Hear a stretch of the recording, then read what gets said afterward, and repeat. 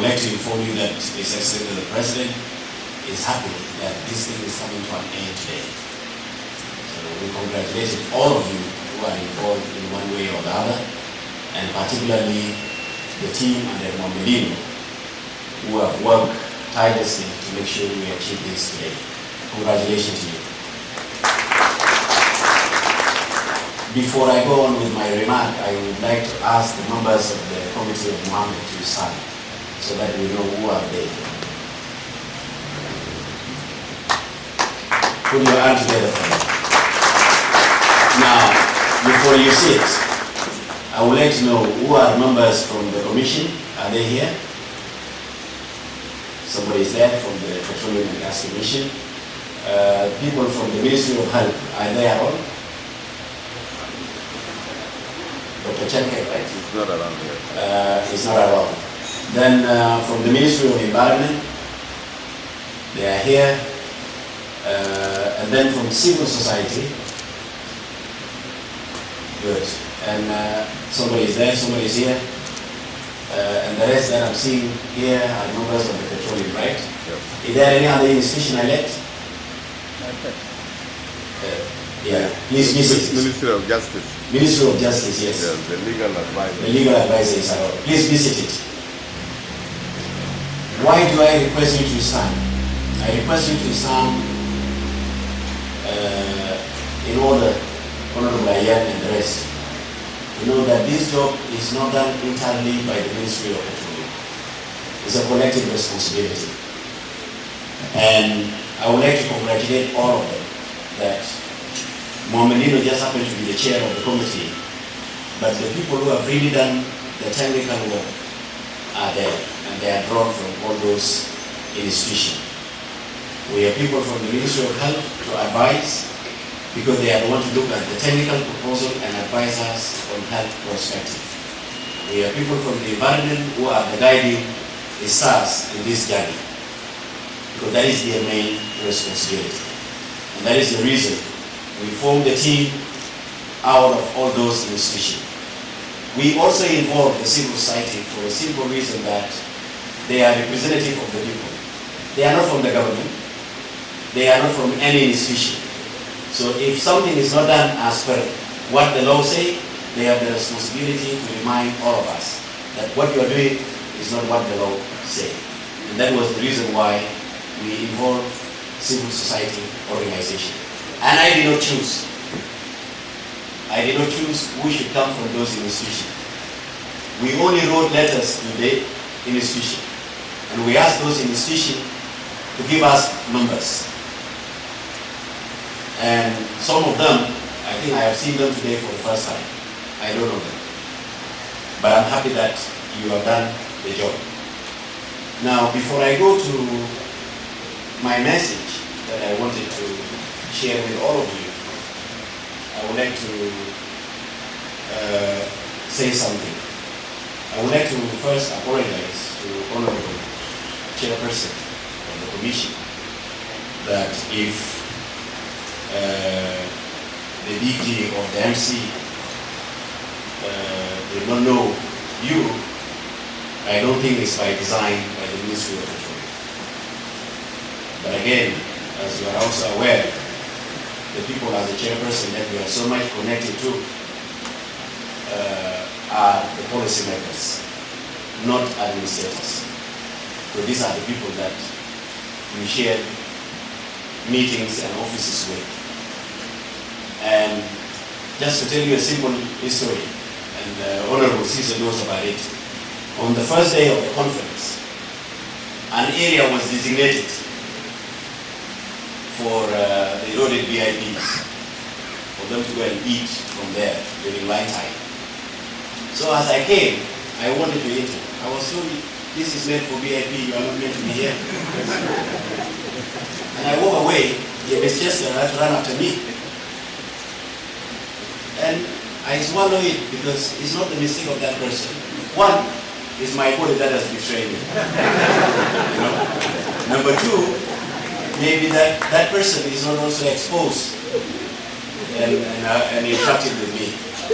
So I cannot take it personal. So I would like to apologize to you that it's not by design.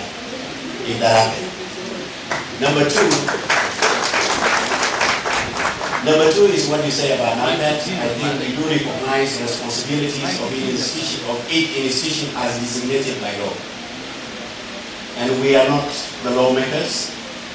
The lawmakers are there. Whatever they pass, we take it up and we implement it as it is.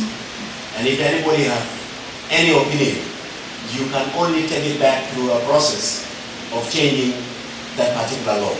It must first be amended for you to have what you wanted to see there. I'm saying this because the chairperson said earlier that you've seen something very well in the MCAC draft law, that the MOP drafted something. I would like to refer all of you to the agreement, page 110, if any of you have the agreement. Page 110, Article 4, Point 8, point 1, point 14, point 14. If you come to serial number 42, it says, review and transform the National Oil Company, Nile Petroleum Corporation, and the National Petroleum and Gas Commission, NPGC, in accordance with the amended constitution and law. The responsible body, the body that is asked to do this responsibility, the first body is the Ministry of Petroleum. The second is Article. And it said it must be done within the first 3 months of the transitional period after review of the legislation. If the act was to be reviewed 3 months before, this would have been done. The writers of this agreement and the signatories to this agreement, I'm not party to them. I did not sign. It is signed by our principals, by our leaders. And it is the agreement that is guiding the article. If anything to be changed here, it will also be changed by the parties that are signatory to the agreement, not the Ministry of Petroleum. So we wouldn't claim what does not belong to us. I thank you again.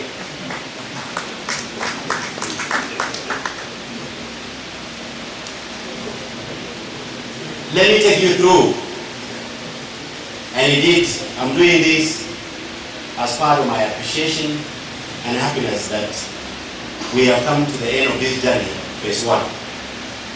It has been a very long journey, and there have been a lot of up and down in the process. I was talking to Right Honorable earlier, and I was telling her that these members of the committee have undergone serious intimidation by individuals, who felt this need not to be done. Also, for us to reach to the stage of today, Honorable First Deputy Speaker, it was also difficult because the committee were working independently, and we told them, you do the technical proposal. I think we opened it here last time in the commercial. You made them, and you numbered them. 1, 2, 3, 4, 5, 6. For those were the companies that turned in their proposals. And whatever you have done is what we will take. In that process, some companies also felt, even if they don't pass, because they have certain connection, they should be made number 1. But there are criteria set. So we have undergone that process, and I'm glad that most of you stood firm, stand your ground, and today we have only issued it to number 1, number 2, number 3. Anyone who does not have a number will not get it. So congratulations to you again. The development of work is scope. The Ministry of Petroleum is starting the process of environmental audit by developing the scope of work for the audit. That was the first step that was taken. Because you cannot do an audit if you don't know what you want to achieve out of it. We must do a scope of work first and foremost. When I came to this ministry, Honorable Ayan, as mentioned earlier, I found the process was started. That is very true. The only thing that I did was that I cancelled the committee that was there, because the committee was only Ministry of Petroleum.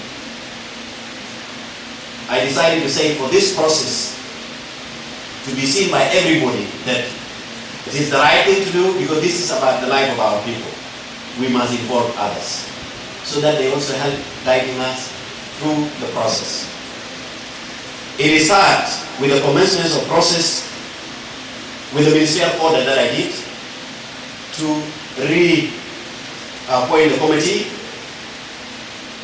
and that was what happened. The committee, for the sake of transparency, was composed of members from the Ministry of Petroleum, Ministry of Environment, National Petroleum and Gas Commission, Ministry of Health, Ministry of Justice, and representatives from civil society, and of course, the national security. These are institutions that took up the process. The pre-qualification phase, which is phase 1. Announcement of the pre-qualification was made globally to allow companies to participate internationally. 25 companies submitted their credential for the pre-qualification and 11 companies were shortlisted. When we announced it internationally, 25 of them applied. Out of 25, 11 were shortlisted as per the scope of work, because we have a document that was guiding us. Tendering, which was phase 2. The shortlisted companies were invited for the tender, which is the 11 companies, to submit their offers.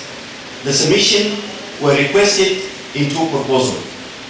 Technical proposal, where the companies were required to show their technical capabilities and their experience, and the commercial proposal where they were given the quotation for the execution of the work.